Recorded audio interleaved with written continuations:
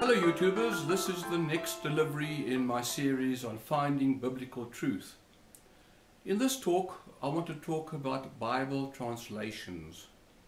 To start off with, no translation is perfect. I know there are people who swear by the King James and says the King James is the only version that you may use or should use in English. I don't agree with that. There is no perfect translation. All translations have their issues because it simply is not possible to accurately and correctly translate one language into another. There are always going to be problems, and particularly translating a language like Greek, which is very, very rich in its grammar, into a language like English, which is not as rich in its grammar. So therefore you can expect differences in translation. To give you some examples, the Greek verb is very complex. Some say that the Greek verb can have up to 600 different forms. In English we only have 4. You have walks, walked, walking, and so you only have 4. But in Greek you could have 600. Latin you have 120. So the Greek verb contains an awful amount of information, which you can to a certain extent accurately translate into English, but the English will become totally non-understandable. You will not understand what is being said. It will be so cumbersome, and circumlocution will be a major problem. So a translator cannot always give an accurate rendering of the Greek. Also, the tenses in Greek are very different to the tenses in English. In English, your main concern with tense is time. In Greek it's not. It's what is called aspect. So in English the present tense is different to that in Greek. The Greek present tense is equivalent to the English present continuous tense. The future tense in Greek is like a future continuous tense in English. So those are fairly simple. But then you have tenses like the aorist. The aorist tense is what is called a punctiliar tense, which means that it expresses or describes a single event, something which happened. The motor car crashed. That is a single event, and that would be aorist in Greek. Now most people assume that it would be a past tense. In fact, it's not.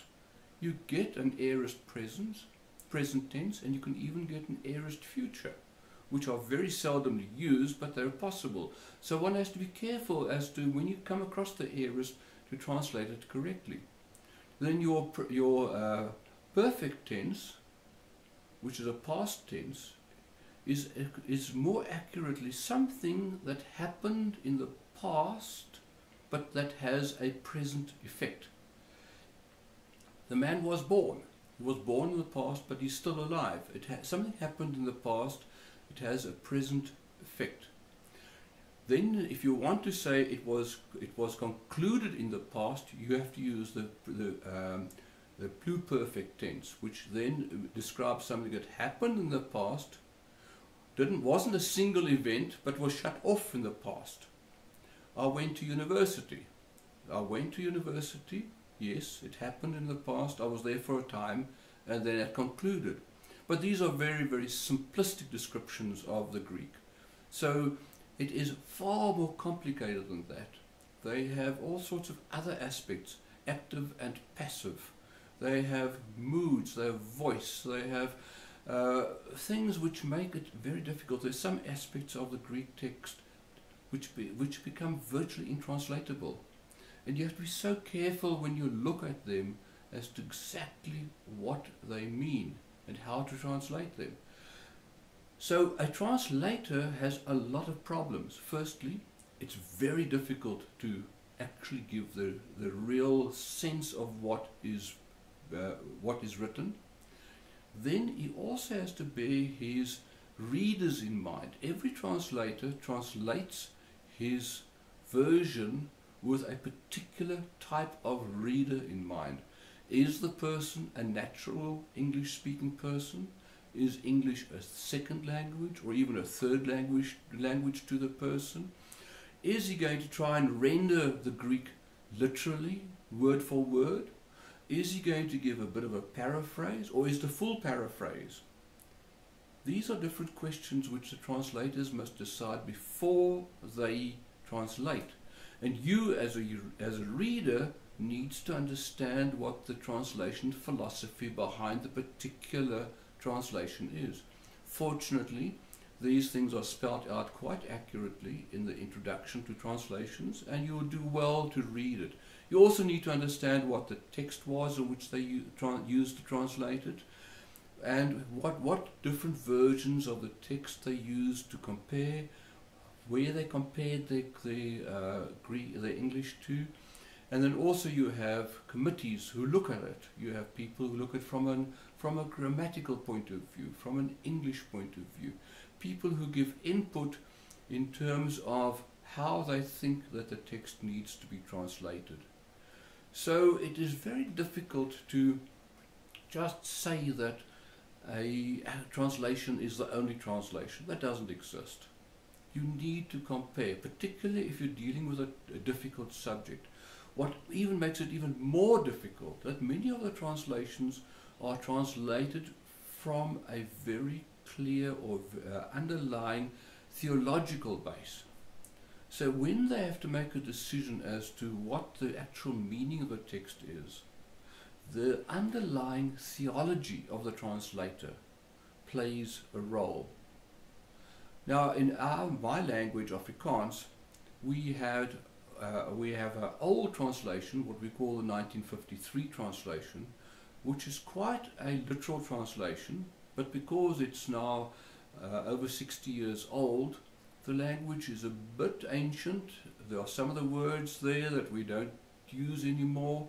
There's some other ways of expressing things that are a little bit strange to the modern ear, but it's a very accurate translation.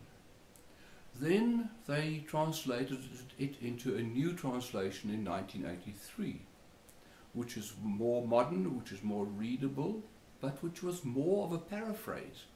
Now, what I found with that translation, which to me is very disconcerting, is that certain words, the meaning of the words have been watered down. In other words, a word for fear would be watered down to being afraid of. Now, it might be similar, but it's not exactly the same. And you need to understand these issues. I was once in a Bible study where the study leader read from the 83 version, and I compared it to at that stage I was actually using the ESV version, and I could see word for word how the intensity of the words had been watered down. That's an issue we need to bear in mind. Another issue which has crept in over the last number of years, and depending also on your philosophical background, is the whole question of gender issues. The original text is very masculine, and the modern translations are trying to make it more feminine. And in all cases, for instance, the ESV says where it refers to brothers, it includes sisters, but doesn't say that's not always the case. There are definitely cases where women are excluded. You can't just change it. And so one has to be careful as to what those philosophical issues are that the translators have brought into the translation. So how do you protect yourself? What you do is you compare translations. You take the you decide on a good translation that you want to work with. Personally, in English, I use the ESV. I find it a good translation. Not perfect. It's a good translation. It's a good base. It's accurate enough to follow and to know that you can use it. But the moment I hit a problem, I start comparing different translations. And if you're using the eSword program on computer, you can download a lot of different translations. Compare them. Now, how would you know, not knowing the original languages, whether a translation is accurate or distorted or whatever? Simply compare. If you find the translations are all essentially the same, they say the same thing, then you can be fairly sure that the translations are accurate. If you find significant discrepancies, then you can start asking yourself why, and then start looking into greater detail. In some of the texts you'll find big differences in translation. And what that tells me is that the original text is so difficult to translate that different translators have tried to give it in different renderings of it in terms of trying to give their own interpretation to make it understandable. Now that is understandable. So then I will look at those and decide what do I think is the correct translation. Fortunately, these issues are not major. They're relatively minor. So you can with confidence use a translation like the New King James or the ESV and use them with confidence. There are a few I absolutely dislike. The one is the Message. I do not like the Message, and one of the major reasons is it's been watered down to a very large extent. One of the things I checked is Jesus. Now, for instance, in the Greek it's very clear that Jesus is addressed as Lord, and in all the other translations Jesus is addressed as Lord. Now in the Message, every attempt has been made to address Jesus as Master. But isn't Lord and Master the same? Unfortunately not. A master could just be a teacher.